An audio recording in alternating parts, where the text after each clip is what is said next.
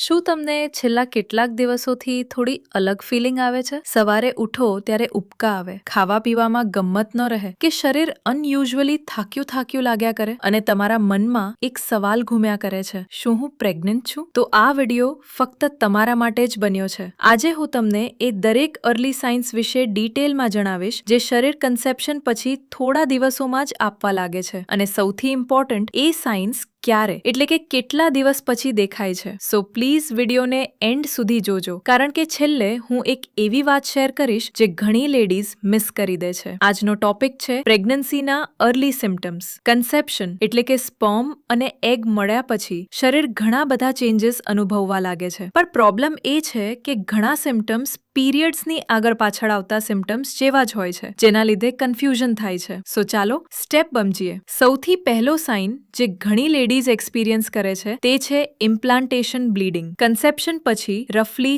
6 થી 12 દિવસ પછી ફર્ટિલાઇઝ્ડ એગ યુટ્રસની વોલ સાથે અટેચ થાય છે. આ પ્રોસેસને ઇમ્પ્લાન્ટેશન કહેવાય. આ ટાઈમ દરમિયાન હળવો પિંક અથવા બ્રાઉન કલરનો ડિસ્ચાર્જ અથવા સ્પોટિંગ થઈ શકે છે. ઘણી લેડીઝ ભૂલ કરે છે અને આને અર્લી પીરિયડ સમજી લે છે, પણ ધ્યાન આપો, ઇમ્પ્લાન્ટેશન બ્લીડિંગ ખૂબ લાઇટ હોય છે, 1 થી 2 દિવસ કરતા વધારે ટકતી નથી અને નોર્મલ પીરિયડ ફ્લો જેટલી હેવી ક્યારેય હોતી નથી. જો બ્લીડિંગ લાઇટ હોય અને ઝડપથી બંધ થઈ જાય તો એ સાઇન હોઈ શકે છે. પ્રેગ્નન્સીનો સૌથી ક્લાસિક અને રિલાયેબલ સંકેત છે પીરિયડનું ન આવવું. જો તમારો પીરિયડ રેગ્યુલર હોય અને એક્સપેક્ટેડ ડેટ પર ન આવ્યો તો આ સૌથી મજબૂત ઇન્ડિકેટર છે. કન્સેપ્શન પછી આશરે 14 દિવસ પછી પીરિયડ મિસ થઈ શકે છે. આ સમયે ઘણી સ્ત્રીઓ ઘરે પ્રેગ્નન્સી ટેસ્ટ કરે છે અને આ સમયે ટેસ્ટ સૌથી સચોટ પરિણામ આપે છે. પીરિયડ ન આવવાના બીજા ઘણા કારણો પણ હોઈ શકે, જેમ કે તણાવ, વજનમાં ફેરફાર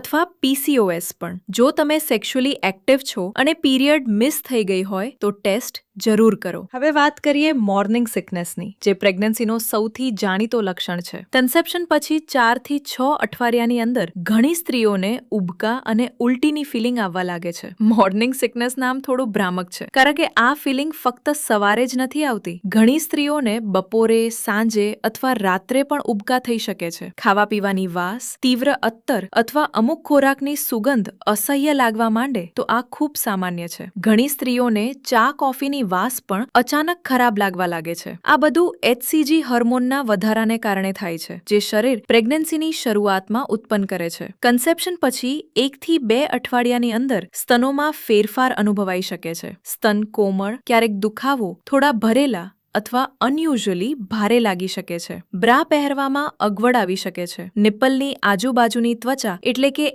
એરિયોલા થોડી ઘાટી થઈ શકે. આ ફેરફારો એસ્ટ્રોજન અને પ્રોજેસ્ટેરોન હોર્મોન્સના સ્તર વધવાને કારણે થાય છે, જે શરીર પ્રેગ્નન્સીને ટેકો આપવા ઉત્પન્ન કરે છે. ઘણી સ્ત્રીઓ પીરિયડ્સ પહેલા પણ સ્તનોમાં કોમળાઈ અનુભવે છે, એટલે સરખામણી ન કરી શકાય, પણ પ્રેગ્નન્સીમાં આ તકલીફ ઓછી નથી થતી, ઉલટું વધતી જ જાય છે. પ્રેગ્નન્સીની શરૂઆતમાં ઘણી સ્ત્રીઓને અત્યંત થાક અનુભવાય છે. કન્સેપ્શન પછી 1 અઠવાડિયાની અંદર શરીર પ્રોજેસ્ટેરોન હોર્મોન ઝડપથી ઉત્પન્ન કરવા લાગે છે, જેની ઊંઘ લાવવાની અસર હોય છે. થોડું ઘણું કામ કરવામાં ભારે થાક લાગવું, સોફા પર બેઠા બેઠા આંખ મીચાઈ જવી, આ ફિલિંગ ઘણી સ્ત્રીઓ અનુભવે છે. આ સામાન્ય થાક નથી, પરંતુ પ્રેગ્નન્સીનો થાક ઘણો ઊંડો અને ઓવરવેલ્મિંગ હોય છે. શરીર અંદરથી ઘણું કામ કરી રહ્યું હોય છે, જેમાં પ્લાન્ટા બનાવવો, લોહીનું પ્રમાણ વધારવું, હોર્મોન્સ નિયંત્રિત કરવા, એટલે આ થાક સંપૂર્ણ સ્વાભાવિક પ્રતિભાવ છે. કન્સેપ્શન પછી 6 થી 8 અઠવાડિયાની આસપાસ ઘણી સ્ત્રીઓને વારે ઘડીએ પેશાબ જવું પડે છે. પ્રેગ્નન્સીમાં શરીરનું લોહીનું પ્રમાણ વધવા લાગે છે, જેના કારણે કિડની વધારે પ્રવાહી ગાળે છે અને પરિણામ આવે છે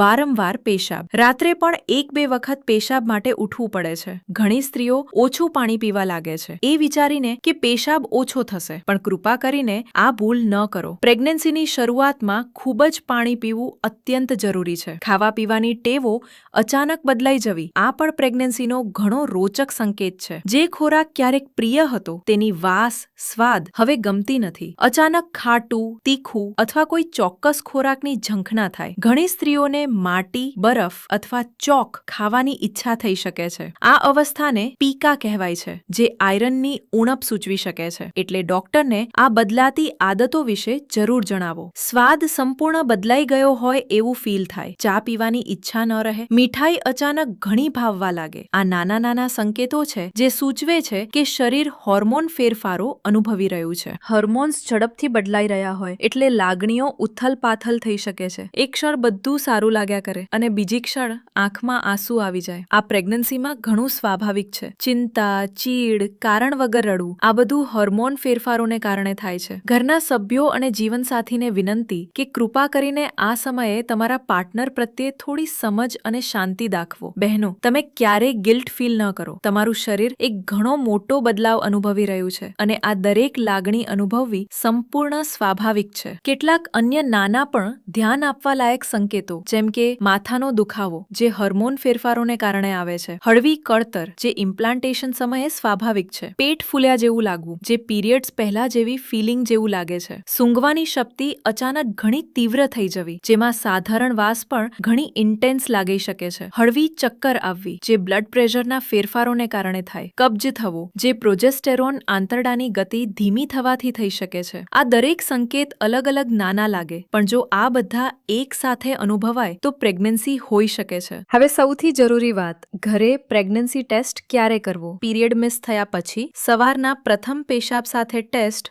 સૌથી સચોટ પરિણામ આપે છે. ઘણી સ્ત્રીઓ ઉતાવળે ટેસ્ટ કરે છે, રિઝલ્ટ નેગેટિવ આવે અને નિરાશ થઈ જાય છે. પણ શરીરને HCG ઉત્પન્ન કરવામાં સમય લાગે છે. ધીરજ રાખો અને પીરિયડ મિસ થવાના દિવસ પર ટેસ્ટ કરો. ટેસ્ટ પોઝિટિવ આવે તો તરત જ ગાયનોકોલોજિસ્ટનો સંપર્ક કરો. જો ટેસ્ટ નેગેટિવ આવ્યો, પીરિયડ મિસ થયાના 1 અઠવાડિયા પછી ફરી ટેસ્ટ કરો અને જો સમસ્યા ચાલુ રહે તો ડોક્ટરની સલાહ જરૂર લો.